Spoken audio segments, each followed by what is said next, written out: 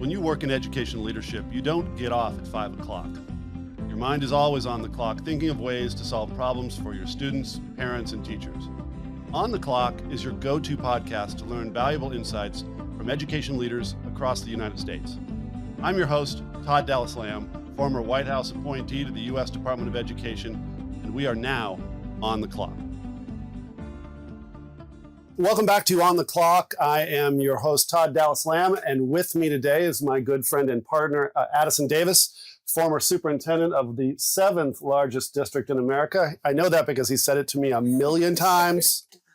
And I brought him on because our guest today is somebody he knows. And with us today is our guest, Superintendent LaTonya Goffney from Aldine ISD in Texas. Thank you for being on the show. And we're here in San Diego. You have been asked to come to ASU+GSV to speak on a panel today.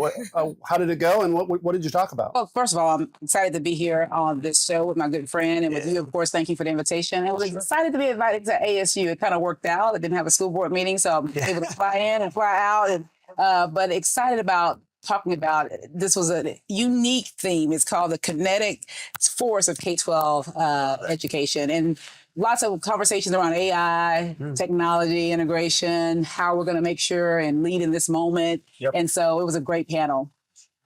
There's a lot of AI being spoken about at this conference, and you walk around and you're seeing demonstrations everywhere. Mm-hmm. What is your personal take on AI? You're now at your 3rd school district. This is all happening very quickly. I was introduced to it by my son 3 years ago. Where are you on that topic? Surprisingly, you might find this shocking, but I don't believe that AI is the answer. Yeah. But I do believe it's part of the solution. Yep. Literally, when AI first came up, it was a conversation I had the opportunity to address was, what are you going to do to stop it? How are you going to make sure you control it? What are we going to do about this mean AI? And then when you looked into it, thinking about what problems can it help you to solve. That's right. And serving in my 3rd district, first was small, rural. Then I got to serve in a mid-sized, more suburban, and now I'm in an urban school district. You know, there's a war for talent. Yep. And our students have needs. When 100% of your schools are Title I, and our students come from some very disadvantaged environments. And so the teacher is so important, and we have a hard time finding teachers. So any way that we can personalize learning, that's so important. And so what we found is, how can we use it to help us to get better faster? How can we use it to relieve our teachers of some of the paperwork and some of the things to help them to be more efficient and effective, considering many of them aren't getting the training that we got when we were in college? That's right. I think it's it's an accelerator, right? We look at AI and what it is. 80% of it is an idea generator. The other 20% is what we make it, or how we navigate and triangulate it to make it our own. And you said it well. I don't think it's the end all, and it's too early to say and identify the overarching impact of AI right now. However, I do agree that it will scale us up at a faster moment to be able to, draft lesson plans, to be able to capture lessons and identify what worked, what didn't, what we can do differently, how do we address gaps. And at the same token, being able to help us from a cabinet perspective to be able to capture our content, to be able to triangulate big ideas, big patterns, and identify pathways for us to be able to get successful. And I think the biggest thing is, what do we address? How do we look into it? Everybody's trying to throw AI around, right? And it's us doing our job to find the right fit to our unique needs in our school district to make it well, with policies and guardrails to be able to leverage it and use it within our district. That's right. Even her, No, but he knows. Listen, from the. I'm sorry for those who are watching. He's done incredible work, and so he's absolutely right. You mentioned the 3 tiers of your career, very different school districts, and I just found out that you are the president-elect of AASA. Do you think that multi-tiered background was something that led to you being elected in that capacity? Well, I certainly hope so. But one thing that I hope resonated with all those who voted is the fact that with all the different experiences, recognizing that there's one thing that we all have in common.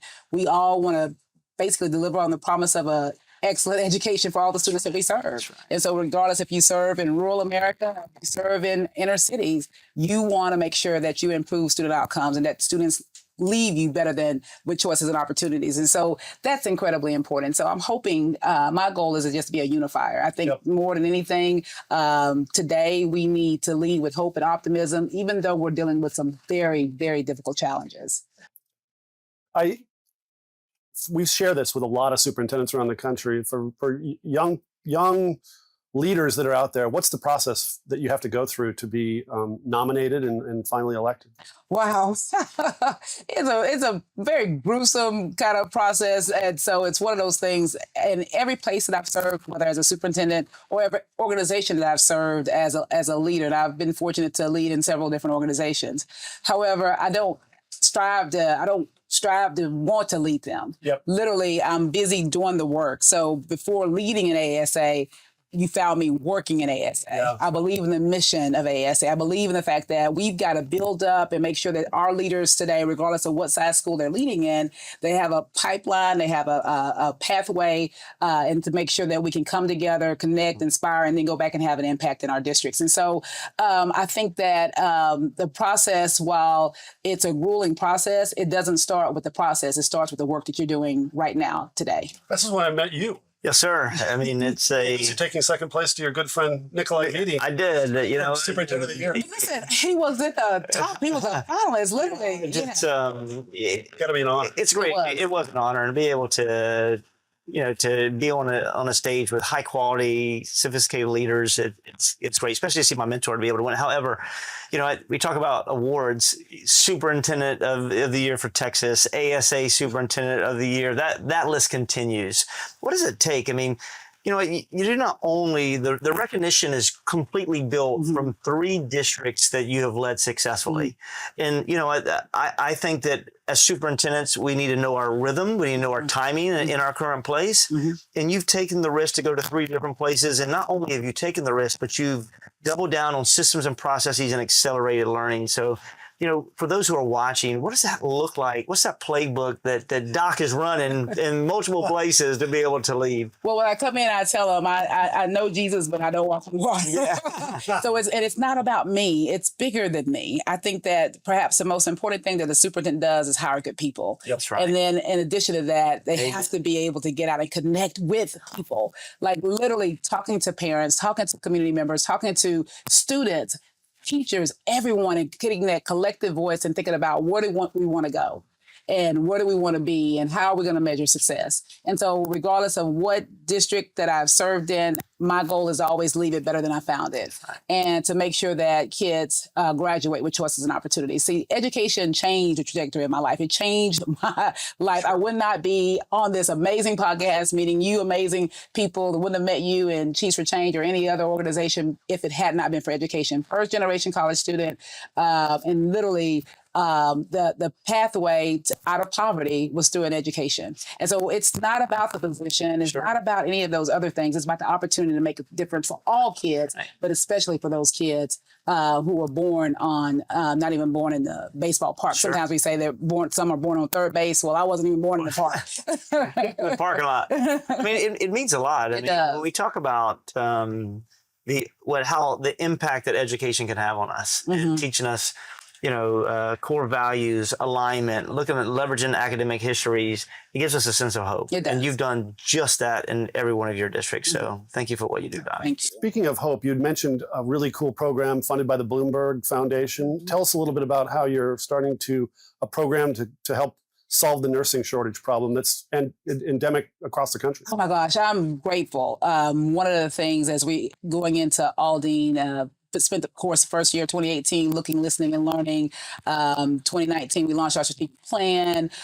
We launched Accelerate, where we took our lowest performing schools and incentivize our highest performing teachers to go over. We started some choice programs. This is all before COVID. We started a Young Women's Leadership Academy, and it's going well. We started a young men's through Impact Leadership Academy. Started a newcomer school. Very proud of that work too. Nearly 50% of our students in Aldine are emerging bilingual. And so I thought that as we were trying to accelerate success and trying to make sure that we are making sure our students have choices and opportunities, this one came up. There was a conversation around the Bloomberg Foundation, trying to make sure that we have healthcare workers. It was during COVID, and you have people who are prepared to enter into the healthcare workforce. So just like there's a shortage of teachers, there's a shortage of nurses. And so, and there were going to be these grants that were given out. And Memorial Hermann is one of our healthcare providers in the Houston area. Sure. And they were looking for a school to partner with. And pick me. I know, it was like pick me. And so good reason Houston is like an accelerator for our area. And I was like, get me in the room, get us in the room. Because I wanted that anyway. We have a strong nursing program, a pathway at all of our high schools, so you have opportunities for our kids to get an LVN, to get a pharmacy tech and get those certifications. But this was going to be deeper than that. And so long story short, it was a long shot because it was a very competitive grant. There were only going to be 10 across the country, very competitive.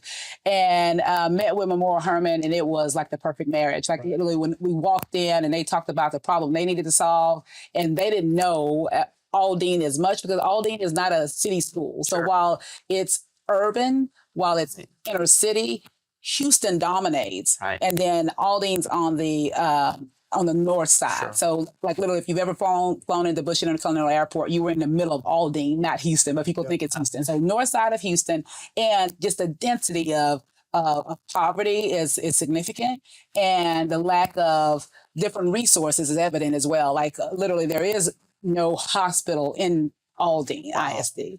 There, it's a food desert, a healthcare desert, all the different things. And then I had come in talking about how we wanted to make sure our kids graduate with choices and opportunities, and what an opportunity this was, because not only is it going to provide opportunities for us to help them have more healthcare nurses or pharmacy tech, all those other individuals who are also bilingual, it was also going to help us. And let me tell you why, because the facility is going to be reconstructed, one of our high schools, and it's going to become a community hospital, a community hub, place where our community can go and get healthcare access while our kids are learning. Great. And perhaps the most important thing, most powerful thing, we were in a meeting because we do go around and hear the voices of our students and so on and so forth. And so we were talking about this potential partnership and what it would mean.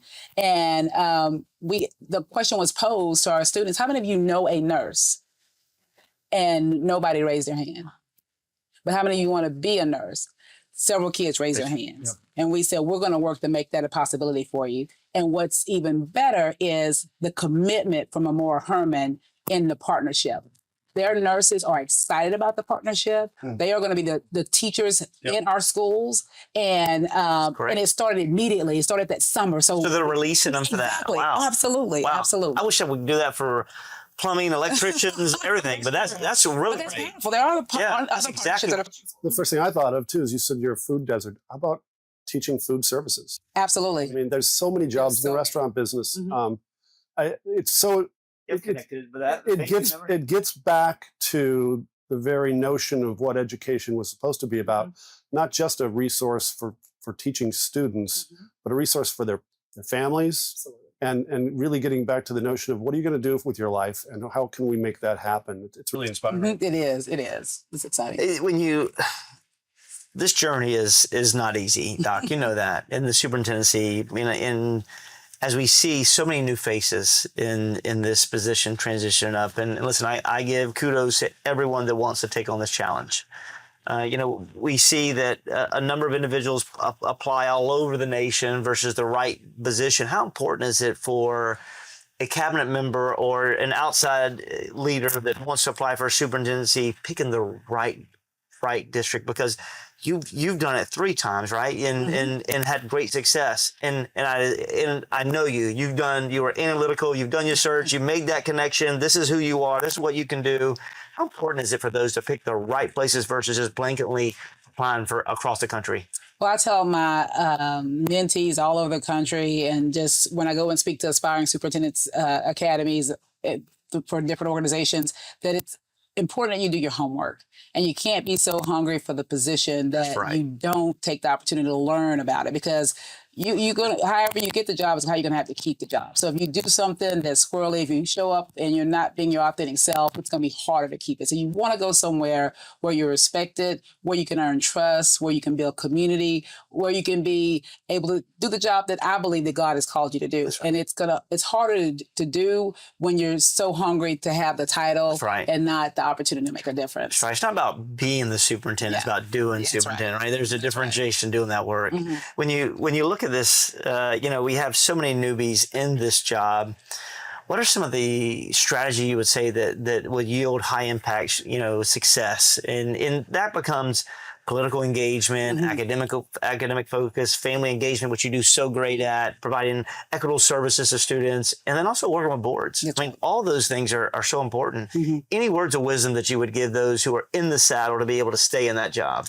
Listen, what I do daily, I'm married to a pastor. So if you don't pray, that's on you. But no, absolutely. Being prayerful about every day for one, and grounding yourself in something, because it's a tough job. It really is. And when things are good, it's of course somebody else's fault. It's the board's fault when it's good, and it's your fault when it's bad. And so there are things in different contexts that you go into through no fault of your own. Literally, poverty has been there. So you're trying to be the solution to it. And sometimes things happen because it's a poverty-stricken area, and all of a sudden it's the school's fault that X, Y, or Z happened. And so you got to know who you are and why you're doing the work, which I think is incredibly important. But I also believe that you have to be surrounded by a network of people, because it is, and we all said it. You've said it. It's a what? It's a lonely it's a efficient, lonely job. It's a lonely job because you're by yourself. But I'm telling you, it doesn't have to be. That's the power of the network. That's why I've called you when you were in a city, and even now, to say, hey, we're declining enrollment. We have, we're not getting any additional funding from the state. We're having a deficit budget. I've been a superintendent for 17 years, and I'm having to recommend a deficit budget. And although we built up our fund balance, what do we need to do? And we have conversations about, okay, do you have any buildings that are under enrolled? And you kind of have someone to think through some potential solutions so you can take those back to your community and kind of think about, okay, is this the right time to go through some type of process of it like this? So there's some tough challenges that we're being faced with today, but there are different people who've already gone through what you're going through and that you can lean on. Todd, and I'll say this and I'll back down. What Doug talked about right now is that job being in isolation. I mean, these are some things that we just can't talk to cabinet members about. Mm-hmm. And it's not to say that we don't have those relationships, because we do, but you need outside sponsors, mentors, advocates to be able to run these plays through. And I think it's so powerful. Thank you for mentioning it. Yeah. Well, I just want to say I'm prayerful that more people will listen to this and get inspired as much as inspired as I am hearing you. LaTonya, thank you so much for being on the clock.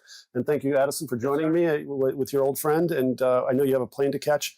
Thank you so much. And we really appreciate it. And I think Aldine is a very lucky place to have you. Well, thank you for having me. Thank you.